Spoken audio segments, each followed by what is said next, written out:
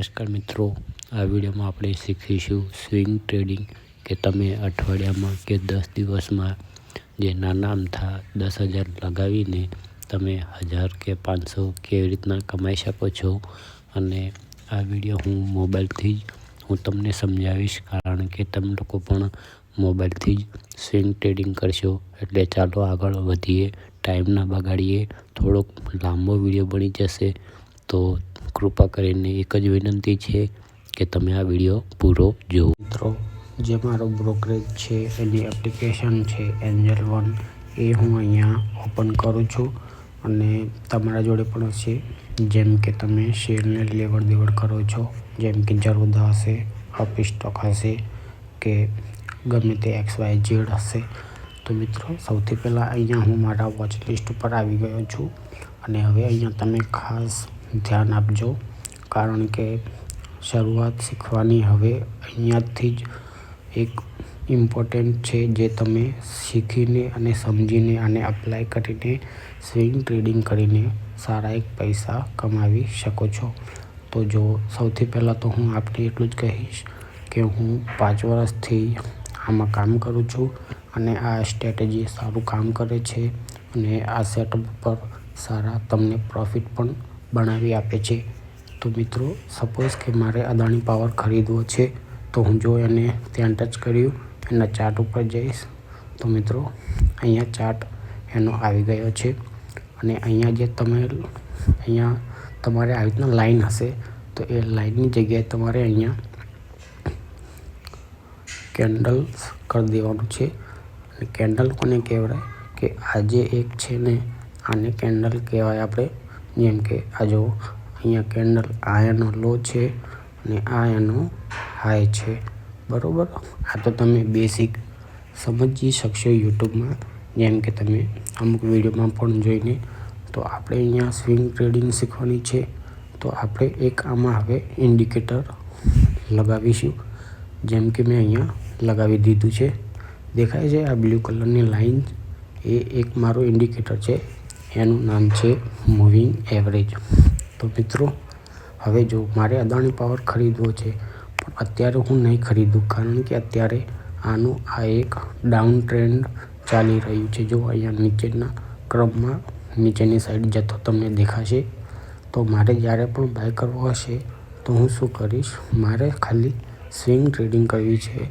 તો જો આ મૂવિંગ એવરેજ અહીંયાથી ચડતા ક્રમમાં છે, જેમ કે ઉપરની સાઈડ જઈ રહી છે. જો અહીંયાથી તમે જો અહીંયાથી તમને આ રીતના ચડતા ક્રમમાં દેખાઈ રહી છે, જેમ કે ઉપરની સાઈડ જઈ રહી છે. તો આ 15 મૂવિંગ એવરેજ છે. તો હવે એ ક્યાંથી લગાવવાનું રહેશે, જેમ કે એન્જલ વનમાં FX બતાવે છે, તો તમારે ત્યાં ઇન્ડિકેટર કે એવું કંઈક લખેલું આવતું હશે. તો જો હું અહીંયા ક્લિક કરું અને અહીંયા સર્ચ કરું મૂવિંગ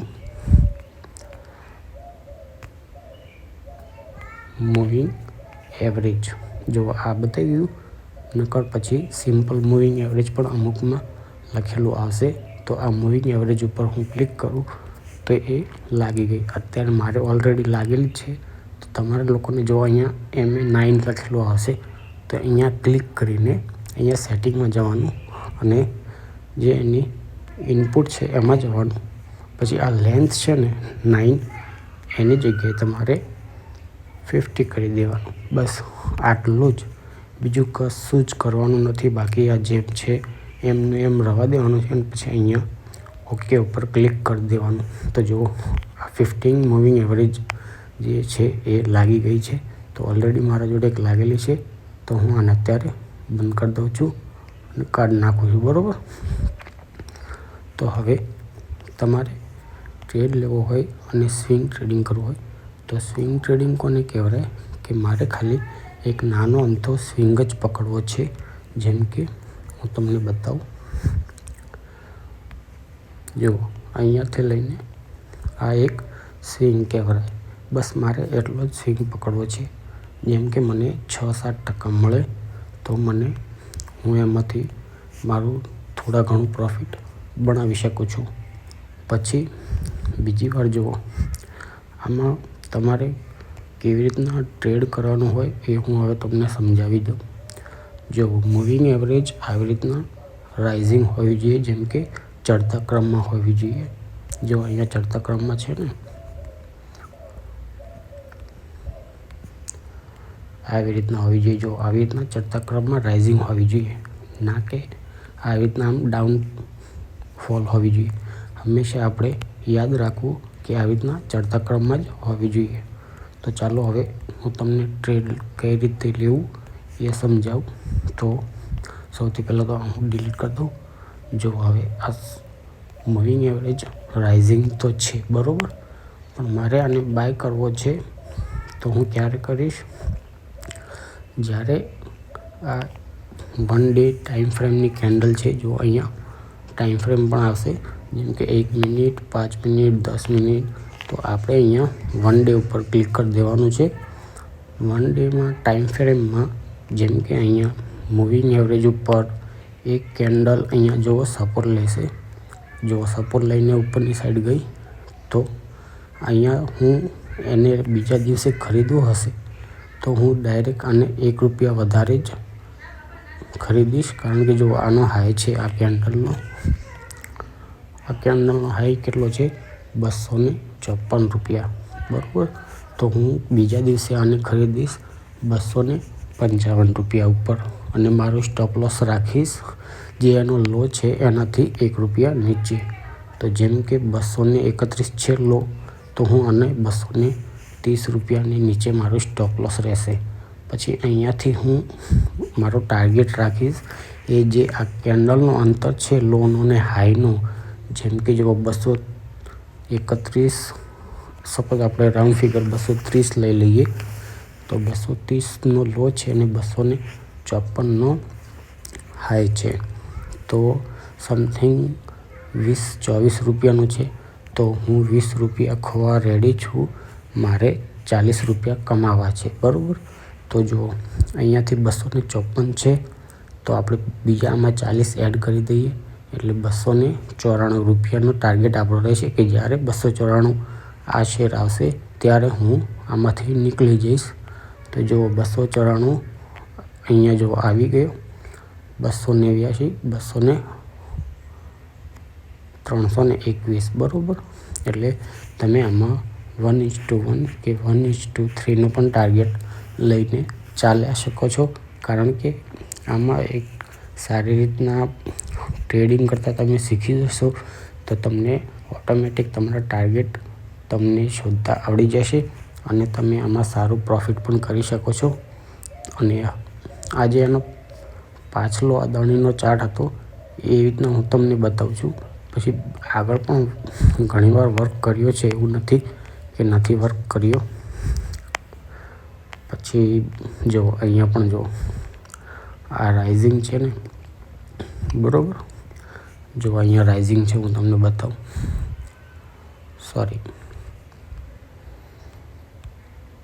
જો અહીંયા પણ આ મૂવિંગ એવરેજ ચડતા ક્રમમાં જ છે, રાઇઝિંગ જ છે બરાબર. તો પછી હવે અહીંયા બી જો આને એક સપોર્ટ લીધો છે, જોયો? 1 મિનિટના ચાલો હું તમને સપોર્ટ બતાવી દઉં.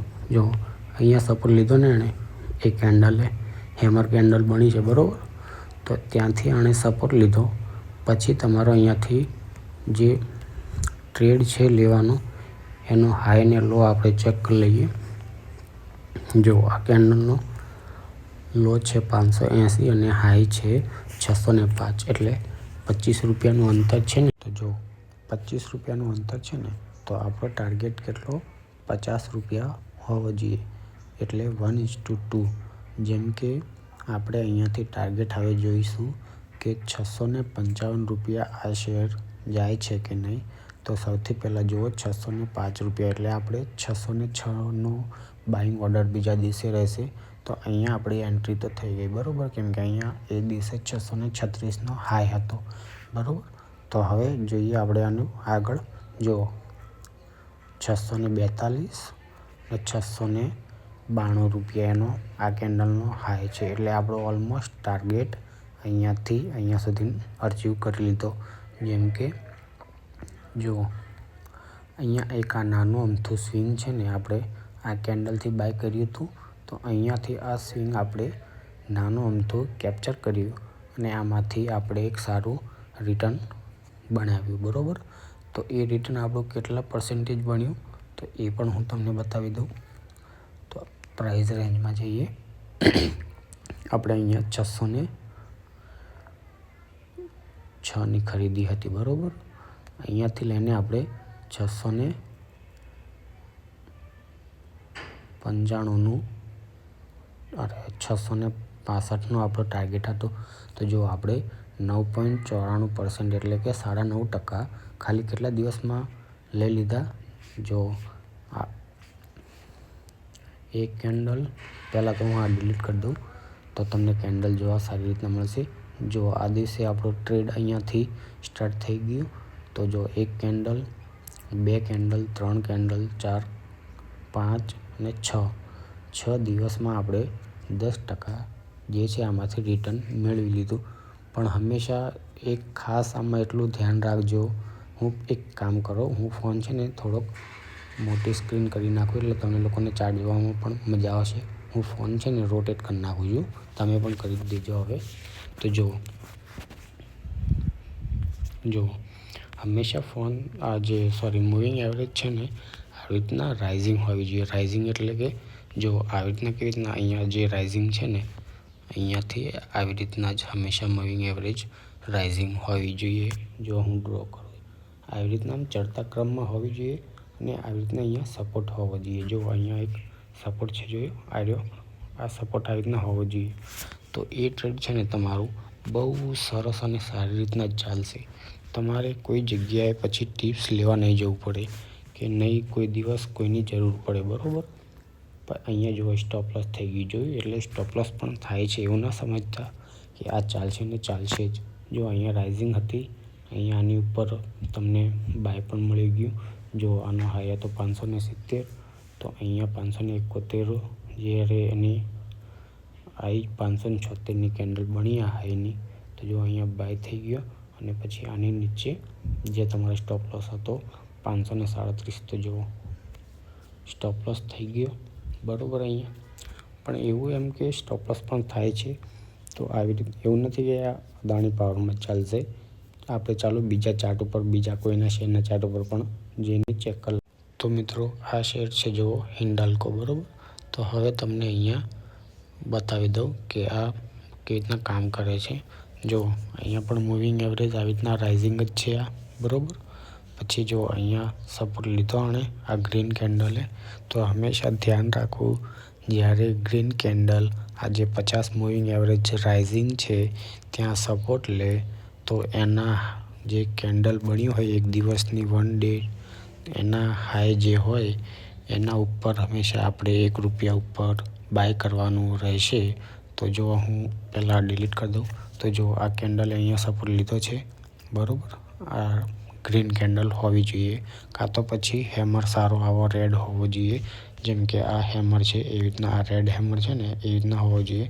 તો જો અહીંયા આ ગ્રીન કેન્ડલે જો સપોર્ટ લીધો આ 50 મૂવિંગ એવરેજ પાસે અહીંયા નિયર કે ગમે ત્યાં નજીક એટલામાં સપોર્ટ લઈને બાઉન્સ બેક થયો છે.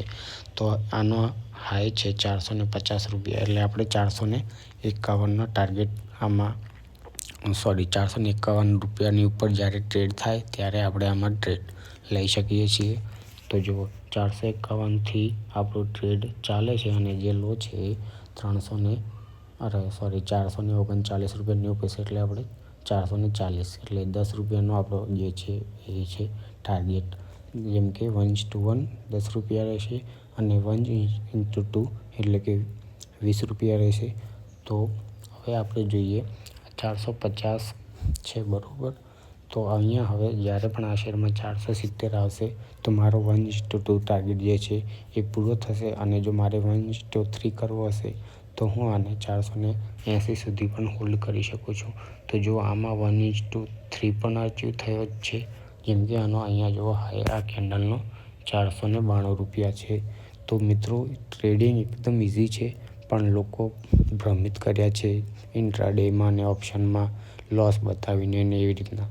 તો મિત્રો આ એક સ્ટ્રેટેજી તમે પકડી રાખશો તો પણ તમે આરામથી તમારા જે ખર્ચા છે એ આરામથી તમે આમાંથી કાઢી શકશો. અને મહિનામાં તમે 10-12%, 7%, 5% એ હવે તમે કેવા ટ્રેડર છો એ પ્રમાણે તમે આમાંથી પણ કાઢી શકો છો. તો મિત્રો, વિડીયો કેવો લાગ્યો એ જરૂર કહેજો કમેન્ટ કરીને, અને તમને સમજાયું કે ના સમજાયું એ પણ કમેન્ટ કરજો. મળીશું આપણે હવે નેક્સ્ટ વિડીયોમાં.